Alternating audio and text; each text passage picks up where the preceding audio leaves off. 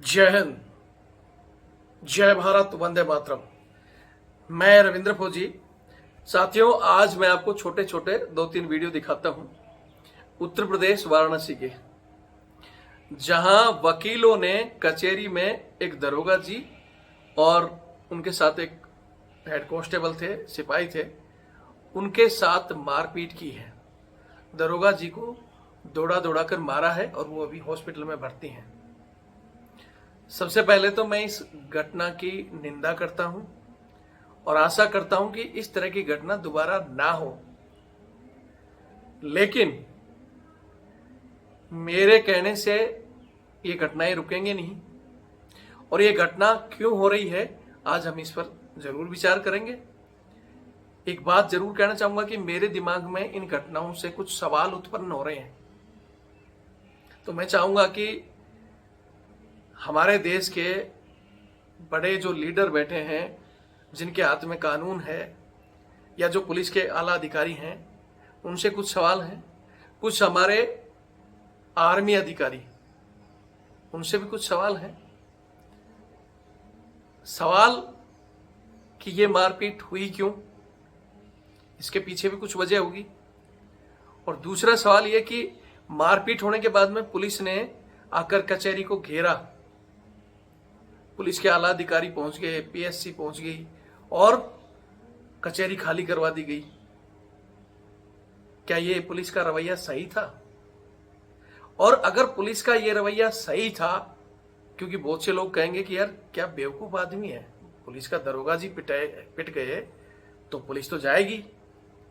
अगर पुलिस जा सकती है तो स्वयं हमारे जवान पिटते हैं, सेना के पैरामिलिट्री फोर्स के जवान पिटते हैं, यहां तक कि अधिकारी कर्नल साहब तक, ब्रिगेडियर साहब रिटायर्ड, उड़ीसा में कैप्टन साहब और ब्रिगेडियर साहब की बच्ची, इधर तेलंगाना में एक लेफ्टिनेंट कर्नल साहब ऑन ड्यूटी। इस तरह के लोगों के साथ हमारी ही पुलिस के कुछ लोगों ने मारपीट किया, तो उस समय सेना या पैरामिलिट्री फोर्स क्यों नहीं अपनी ताकत दिखाकर वहां जाकर थाना खाली करवा देती कि भैया तुम, ये कौन सा थाने वालों ने पीटा है, ये थाना खाली करो, बाद में होगा जो भी होगा। अगर पुलिस का ये तरीका है तो हमारे अधिकारियों से मैं कहना चाहता हूं कि आप क्यों नहीं ये एक्शन लेते। जैसा मैंने कहा कि मुझे पुलिस का तरीका गलत लगा, और अगर पुलिस का तरीका सही है तो फिर हमारे अधिकारी चुप क्यों रहते हैं? और तो उनके पास में भी है, उनके पास भी संख्या बल भी है, पुलिस से कई गुना ज्यादा ताकत लेकर बैठे हैं सेना और पैरामिलिट्री के सीओ साहब। एक बटालियन का सीओ एक स्टेट की पूरी पुलिस फोर्स को हिलाने की मादा रखता है। लेकिन आपको बता दें कि आज घटनाक्रम के तहत हमारे संसद साहब रिमांड लेने के लिए आए, उनके साथ कुछ अधिवक्तागण के द्वारा मारपीट करी गई। तत्काल पुलिस फोर्स मौके पे पहुंची, सभी सीनियर ऑफिसर्स मौके पे पहुंचे। देते हैं भाइयों को कि ऐसा भविष्य में कभी पुनरावृत्ति नहीं होगी। लिहाजा जो भी मेरे अधिवक्ता भाइयों के साथ पुलिस वालों के साथ हुआ है, मैं उसकी पुनः एक बार घोर निंदा करता हूं। बाबा भोलेनाथ से प्रार्थना करता हूं कि मेरा वो दरोगा भाई जल्द से जल्द स्वस्थ हो, इसी कामना के साथ। और हम लोग कल अपने वरिष्ठ है, हम बहुत निंदा करते हैं और ईश्वर से प्रार्थना करते हैं कि जो भी मेरा भाई आज इंजर्ड है, ईश्वर से जल्द ठीक करें। और कल हम 11 बजे सारे अधिवक्ताओं का एक बैठक संयुक्त रूप से सेंटर बार में आयोजित कर रहे हैं। वहां पर हमारे बार संघ के जो हमारे मुखिया हैं, माननीय अध्यक्षगढ़ जी, और कचहरी के जो माननीय वरिष्ठ अधिवक्तागण हैं, उनके एक मीटिंग होगा और सारे अधिवक्ता साथियों को एक मेमोरेंडम जारी होगा। उस मेमोरेंडम के खिलाफ जो भी बंधु जाएगा बाहर, उसका कभी भी किसी भी तरह का कोई भी मदद नहीं करेगा। आज बार सारे लोगों को साथ लेकर चलने में विश्वास रखता है। और आज की इस घटना का जितना, आज इस वीडियो के जरिए मैं हमारे देशवासियों से कुछ सवाल करना चाहता हूं। क्या हमारे देश में जो कानूनी प्रक्रिया है, क्या सबके लिए समान है? देश का दुर्भाग्य है कि आम आदमी को अगर थप्पड़ मार दिया जाए, उसको लात घूंसे भी मारे जाएं या मर भी जाए तो उसको न्याय नहीं मिलता। लेकिन दूसरी तरफ अगर किसी वीआईपी आदमी के कोई थप्पड़ लग गया तो उस थप्पड़ मारने वाले का तेल निकाल दिया जाता है। तो फिर कानून एक समान कैसे हुआ? कानून का पालन कराने वाला हमारा न्यायालय कई घटनाओं पर स्वतः संज्ञान लेता है, लेकिन कुछ ऐसी घटना जो सरेआम इस देश में हो रही हैं और फिर भी वो मौन है। जैसे अभी कल ही का मामला है, यूपी में कचहरी में एक दरोगा जी और एक सिपाही गया, जवान गया और उसको अधिवक्ताओं ने दौड़ा दौड़ा कर मारा। क्या ये कानून सही है?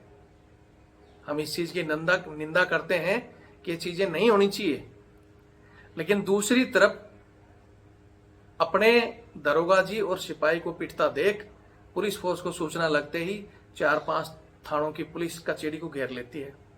बड़े बड़े अधिकारी आ जाते हैं, कचहरी खाली करवा दी जाती है। क्या ये हमारे हिंदुस्तान के कानून में है? और अगर हिंदुस्तान के कानून में अगर ये चीजें जायज है तो सेना और पैरामिलिट्री फोर्स के जवान जब मार खाते हैं, सेना और पैरामिलिट्री फोर्स के सीईओ साहब के पास इतनी पावर है, एक सीईओ पूरी स्टेट की पुलिस फोर्स को हिला सकता है, लेकिन वो पावर लेकर भी चुप क्यों हो जाते हैं? वो क्यों नहीं घेरते थानों को या इनको?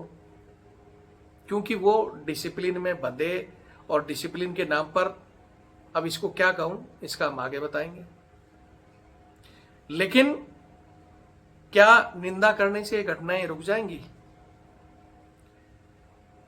1857 की क्रांति को रोकने के लिए अंग्रेजों ने, जब वो क्रांति बहुत जबरदस्त क्रांति थी और शायद 1857 में देश आजाद हो जाता हमारा, लेकिन देश का दुर्भाग्य समझो कि उस समय आजाद नहीं हुआ। लेकिन उस घटना के बाद अंग्रेजों ने पुलिस बनाई और पुलिस एक्ट बनाया। वही पुलिस एक्ट आज ऐसे कैसे हिंदुस्तान में चल रहा है, जो कि हिंदुस्तानियों को दबाकर रखने के लिए बनाया गया था। क्या आज उसमें कुछ बदलाव हुआ?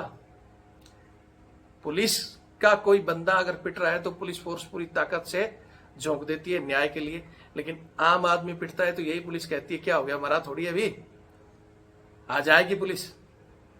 ये भाषा होती है। इसी भाषा में एक भरतपुर में, आपको पता है कि हमारा फौजी भाई जमीनी झगड़े में बेचारा मरी गया, पुलिस को लेटर लिख लिख के कि साहब मुझे मार देंगे, मुझे मार देंगे, कुछ नहीं हुआ।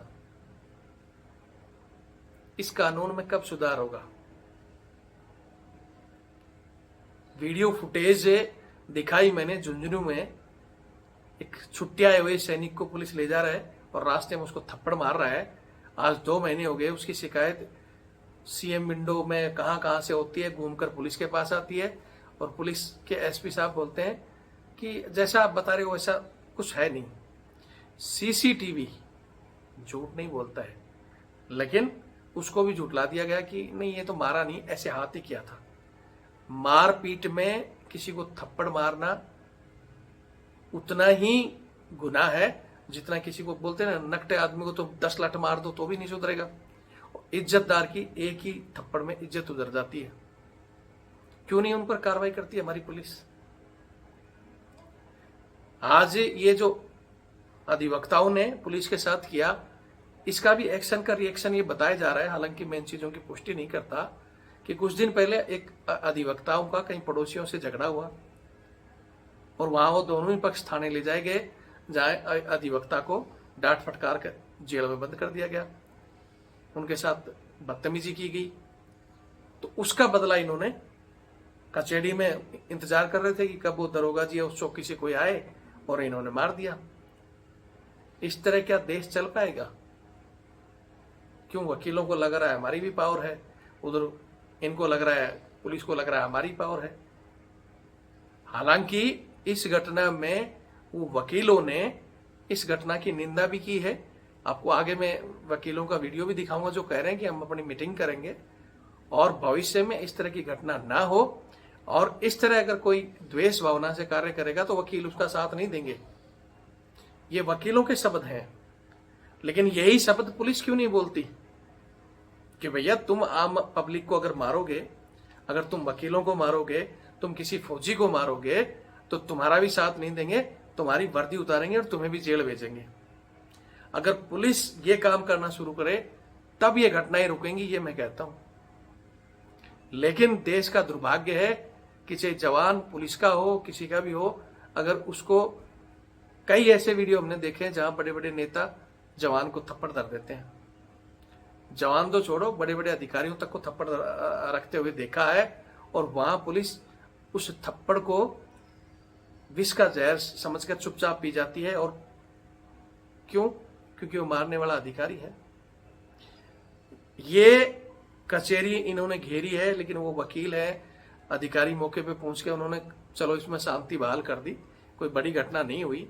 अगर यही घटना किसी गांव की होती, कि अगर किसी गांव वालों ने इस तरह किसी दरोगा जी के साथ बदतमीजी कर दी होती, मारपीट कर दी होती, तो ये पुलिस फटाफट 5-7 थानों की आती है और वहां पहुंच के गांव के उस व्यक्ति के साथ साथ निर्दोष भी कोई दिखता है तो मारो लठ, मारो लठ, मारो लठ।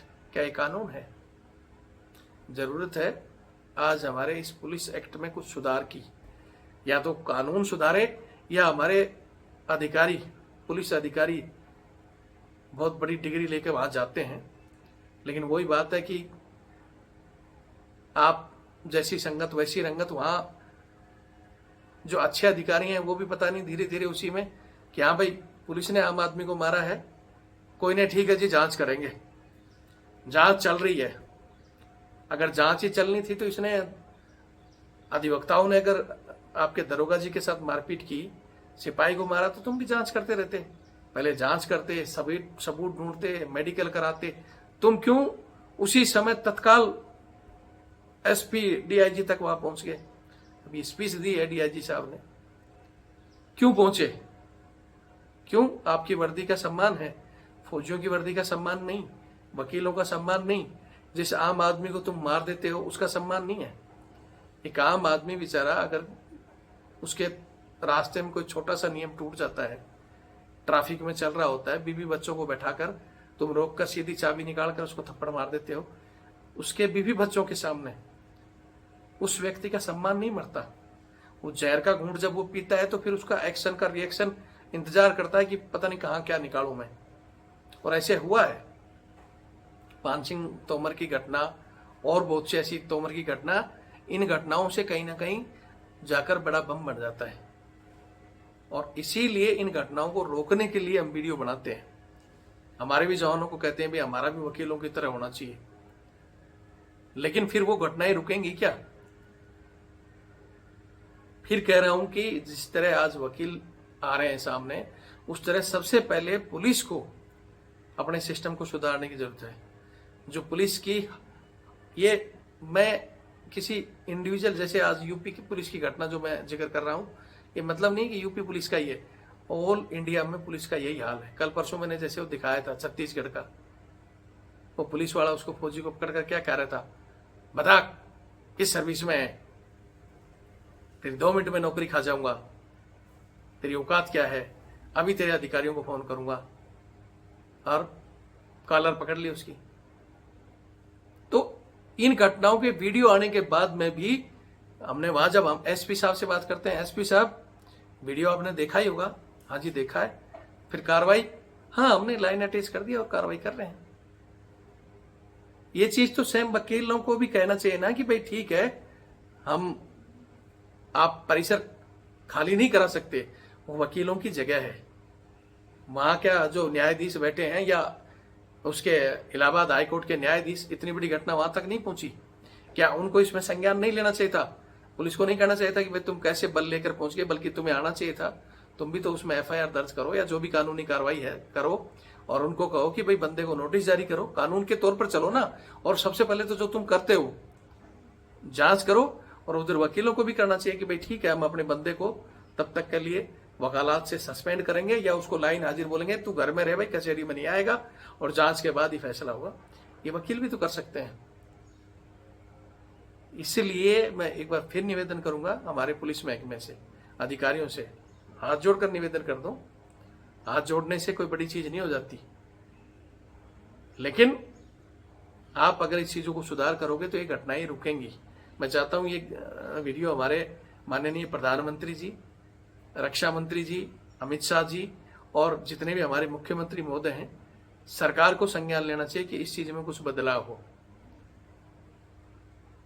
फिर भी बदलाव नहीं करेंगे, पुलिस या तो कमी देखेगी। रविंद्र फौजी ने कहीं कमी तो नहीं कर दी इस वीडियो में, कुछ ऐसा तो नहीं बोल दिया भाई? उल्टा इसी के ऊपर एक्शन ले लो। क्यों? हमारा बंदा पिटा और ये ऐसे बोल रहे हैं। वही दुख हमें भी होता है, वही मनोबल हमारे उन अधिकारियों का भी डाउन होता है, हमारे जवानों का भी डाउन होता है जब वो देखते हैं कि छुट्टी में गया था, जैसे गुजरात में भी देखा उस जवान को बेचारे को लठ मार मार के, और उसी के ऊपर FIR दर्ज हो रखी है, पुलिस वालों का कुछ नहीं हुआ है। क्यों भाई? अगर हिंदुस्तान में कानून एक है तो फिर न्याय एक क्यों नहीं है? ये हमारे CGI साहब इस पर कुछ बोले, लेकिन वही बात है, इन मुद्दों को लेकर हम 2 मिनट में जाकर PIL लगा सकते हैं सुप्रीम कोर्ट में, लेकिन हमारे वकील साहब इतना मुंह खोलते हैं, इतना फीस ले आओ। अरे मैं मेरे वेलफेयर के लिए आ रहा हूँ का? जनता के लिए हम जाते हैं तो आप इतना फीस मांगते हो, तो आपके वकीलों को इस चीज में संज्ञान लिखते हुए PIL डालनी चाहिए। या मैं डालता हूं, मेरे को वकील आओ कि भाई आप आओ बिना पैसे में, मैं मेरे नाम से डालता हूं, और हम चीफ जस्टिस ऑफ इंडिया से पूछे कि इस चीज में क्यों नहीं सुधार होता। जब तक इन चीजों में सुधार नहीं होगा, इस तरह की घटनाएं बढ़ती रहेंगी। और मैं फिर कहता हूं, ये घटनाएं जब इस तरह की, अब ये हुआ है ना, कई दिन तक वकीलों को कर लो कुछ भी, लेकिन वो 4 बार सोचेंगे दूसरे व्यक्ति भी। और यही पहले फौज का था, इस तरह का जब एक्शन का रिएक्शन हो जाता था तो राम राम फौजी साहब होती थी। लेकिन हम फिर भी कह रहे हैं, इंटरनल बाहर की जो सुरक्षा सेना पैरामिलिट्री फोर्स के जवान कर रहे हैं, इंटरनल देश के अंदर की सुरक्षा आप कर रहे हो। आप भी बेल्टधारी हो, हम भी बेल्टधारी हैं। दूसरा वो वकील हैं, वो भी अपनी ड्यूटी कर रहे हैं, सब अपनी अपनी ड्यूटी करते हैं, लेकिन ड्यूटी करते हुए पे अपना दुरुपयोग नहीं करना चाहिए पावर का, क्योंकि इस पावर में कोई ना कोई आपके ऊपर बैठा है। आपको वीडियो सही लगे तो शेयर करें, और ये चैनल आपका है, चैनल से जुड़ें। हमारा वैसे तो पहले वाला चैनल बंद है, कोशिश कर रहे हैं उसको भी हम खोल लेंगे, लेकिन अब वही बात है कि हमारे पास एक 4 PM चैनल बंद हुआ था, सेम उसी में मेरा मामला टैग है, उसका पता नहीं कैसे नोटिस यार खुल गया, और हमारा अभी तक एडमिट तो कर लिया, बड़ी मुश्किल से केस एडमिट हुआ है। अब उसकी तारीख पहले 14 अक्टूबर दी थी, फिर वापिस नीचे आई तो हम खुश हुए थे कि 12 सितंबर आ गई, पहली बार खुश हुए थे, क्योंकि हम तो भगवान के भरोसे चल रहे हैं। अब 26 सितंबर को है, देखो क्या होता है। लेकिन उससे पहले 4 साल पुराने का केस को उठाकर दिल्ली पुलिस घर आ गई, एक राजस्थान का गया। इस तरह मतलब उस समय उस बंदे की चीजों को ना देखकर रिकॉर्ड खंगालना, द्वेष भावना रखना, ये क्या है? इन चीजों में सुधार होना चाहिए। माननीय मोदी जी, देश को अगर आप बोलते हो ना कि हाँ सबका साथ, सबका विकास और सबको न्याय, तो फिर समान न्याय के लिए कुछ बदलाव जरूरी है। अब बाकी तो आपकी मर्जी है। और ये न्याय क्यों नहीं होता, पुलिस को क्यों सख्त किया जा रहा है, इसको सभी को पता है कि अंग्रेज दबा कर रखना चाहते थे और दबा कर वो लूटना चाहते थे भारत को। सेम आज भी वही हो रहा है। आज भी हमारे देश में कमीशन खोरी, घूसखोरी इतना बढ़ रहा है कि सबको खाना है, और खाएंगे कब? जब पब्लिक को दबाएंगे। अगर ईमानदार नेता कोई है, मैं तो मानता हूं मोदी जी बहुत ज्यादा ईमानदार हैं, योगी जी बहुत ज्यादा ईमानदार हैं, लेकिन ईमानदार हैं तो इस चीज पर क्यों नहीं काम करते? कौन उनको गाइड कर रहा है? वही बात है कि दूसरी पार्टियों में से आ जाओ भाई, गंगा नहा लो, बीजेपी में आ गए तो तुम्हारा ईडी पीडी जाना सब बंद, और अब तुम बिल्कुल एक साफ सुथरे नेता हो गए। मैं मानता हूं गंगा में डुबकी मारने से पाप धुलते, हो सकता है बीजेपी में जाने से पाप धुल जाते होंगे, लेकिन उसके बाद में भी अगर कोई पाप करता है तो उस पापी को क्या करते हो आप? और छोड़ो उन पापियों को। तो मैं जो कह रहा हूं उस पर ध्यान जरूर दें मोदी जी। और मैं वीडियो बनाता हूं, उसमें हमारी कुछ भाषा में कुछ हो जाता है तो मैं सभी देशवासियों से, और जिन लोगों को बुरा लगता है भाई, मैं माफी मांग लेता हूं। लेकिन मेरी उन कमियों को ना देखकर कभी कभी जब कमेंट्स करने वाला हूं, जो मैं कह रहा हूं उस पर भी तो गौर करो, उस पर भी तो कमेंट्स करो ना, कि मैंने किस चीज के लिए वीडियो बनाया है, क्यों बनाया।